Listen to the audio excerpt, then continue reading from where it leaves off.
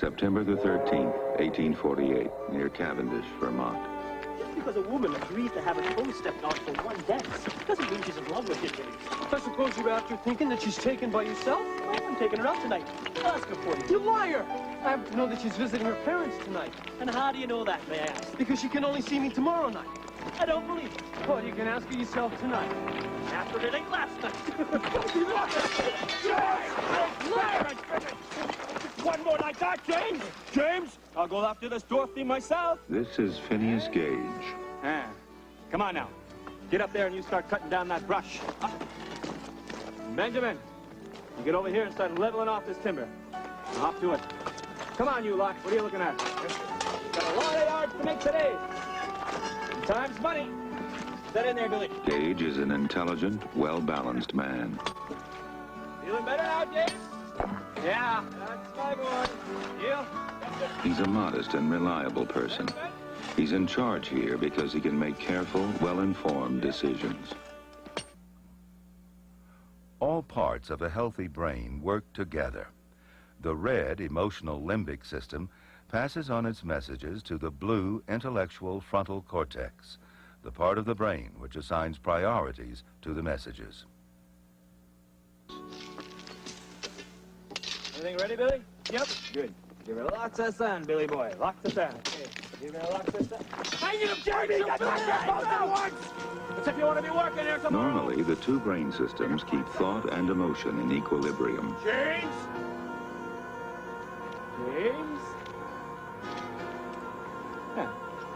Good.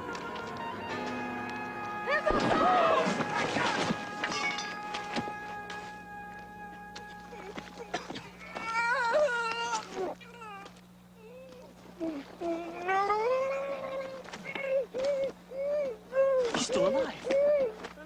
I'm okay. Come on, help me to my feet, boys. Oh. I'm sorry. No, I'm okay. I'm sorry. Come on, lads. Let's get him to the village.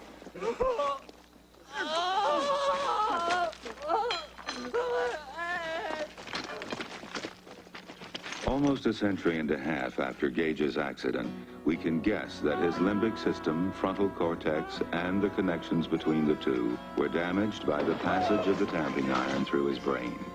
The limbic system is now free to fire emotional messages without the restraint exercised by the frontal cortex.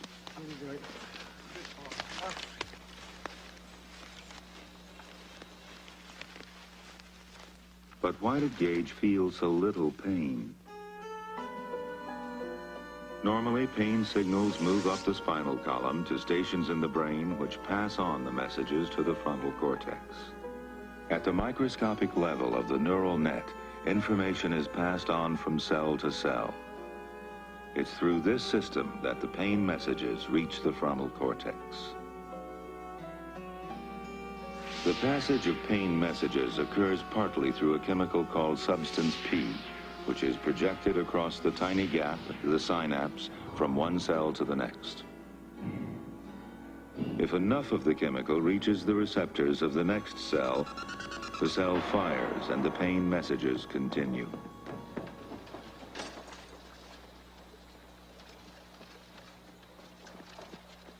Often when pain or stress occurs, endorphins are released. Endorphins are the natural morphines of the brain. Gage's pain was probably lessened by endorphins, diminishing the transmission of substance P across the synaptic gap. Come on, you can make it, man. Here, I think this will help you feel better. Sometimes just believing in a cure is enough to dampen pain. Water has no pain-killing properties, but it may have given Phineas Gage some relief by triggering the release of more pain-resisting endorphins. Oh, better. If Gage had taken morphine, it would have inhibited cell firing by impairing the transmission of substance P, just as the endorphins do, blocking the pain signals.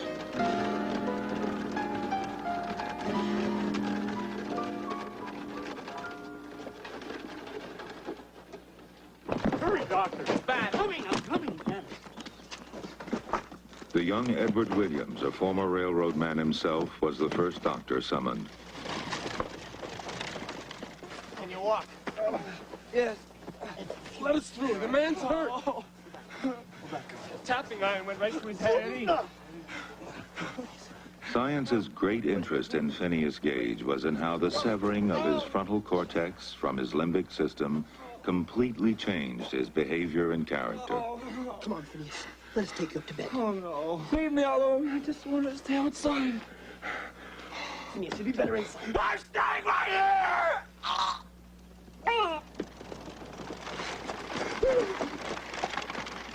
It's Doc Williams. Who? Doc Williams. Doc Williams.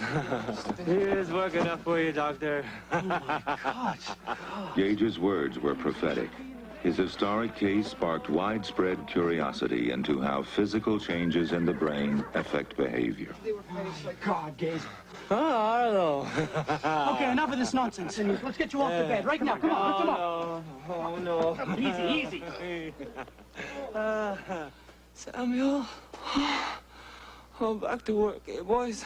Come on, in the house. Come on. Come on, easy.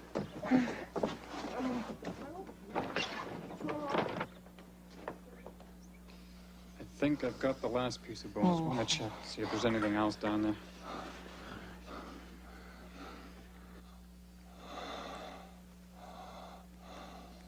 My right hand is touching my left hand, clear through his head. Once the connections between the frontal cortex and the limbic system are gone, the limbic system is free to fire its messages of emotion uninhibited by the frontal cortex. And behavior becomes erratic and unpredictable. You know what I like, Doctor? I like to have my old dog up here. Come here, Biff! Here, boy! Come on! Keep your head still. Oh, Billy! Billy! Oh, wait. Keep your head still. Oh, I have to see the man, eh? Hey! Easy, easy. Lie back. Let's see what we can do about your dog, Phineas. Go get Biff, Billy. Go get Biff, eh? Biff died. Biff, now! Lie back. Lie back, Billy. I want to now. I'm going to sleep.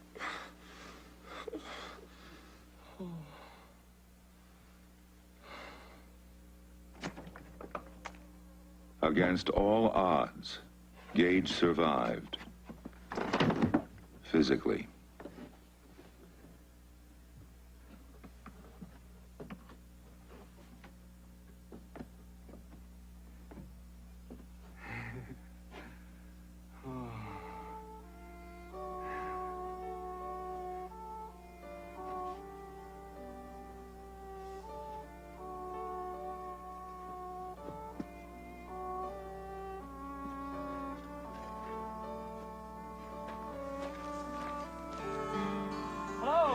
But he never did regain his emotional and intellectual self-control, balance, and judgment.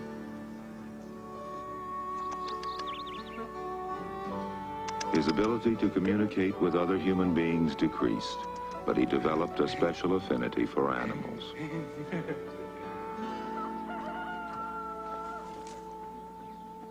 But for the men Gage used to work with, he had become a man out of control. The balance between his emotions and his intellectual faculties destroyed. Hey, wait up, man! Hey, don't leave without your foreman, hey! Oh! Oh! Oh. We got a new foreman. What? Who? Who? I'm the foreman now. You?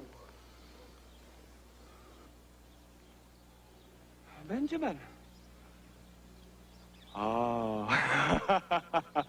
Oh, you can't take care of yourself, Benjamin, let alone a whole group of men, hey! Oh. Oh.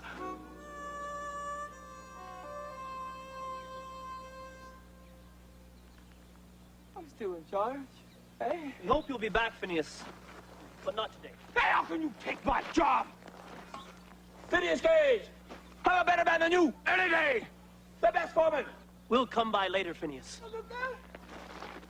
I'm the best. No! Not that way! We're still at the cutting! The work's over there, and the explosion!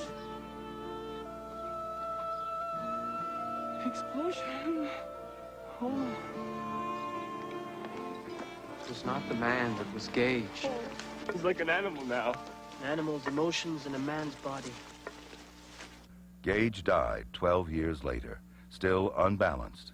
At the Warren Museum at Harvard University, the tamping rod and Gage's skull are preserved, a monument to research into how physical changes in the brain affect behavior.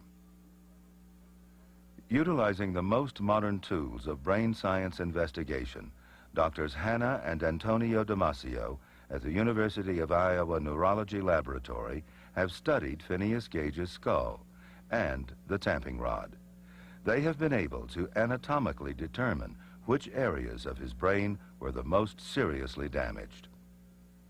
Their investigation has revealed major damage to both prefrontal cortical areas, more extensively on the left side. This region is reciprocally connected with the subcortical nuclei involved with emotional processing in the amygdala and hypothalamus. When the prefrontal region is damaged in this way, an individual may not be able to control emotions that originate in these subcortical structures. This was profoundly evident in Phineas Gage.